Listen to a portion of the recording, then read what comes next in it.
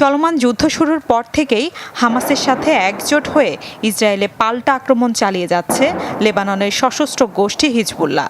এতে অগ্নিগর্ভ হয়ে উঠেছে ইসরায়েল লেবানন সীমান্ত।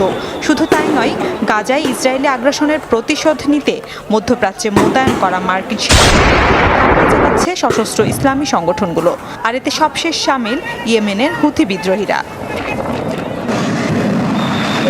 প্রায় 1400 মাইল দূর থেকে ইসরায়েলের ড্রোন অস্ত্র ছুড়ে জানান দিচ্ছে নিজেদের সক্ষমতার পাশাপাশি ভবিষ্যতে আক্রমণের ঝাঁজ বাড়ানোর হুঁশিয়ারিও দিয়েছে ইয়েমেনের এই বিদ্রোহী গোষ্ঠী।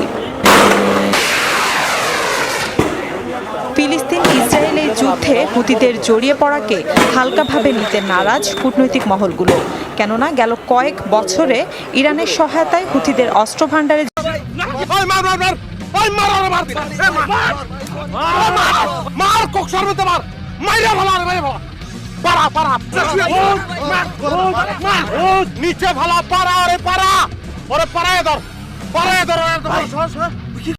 रुको जरा, सबर करो।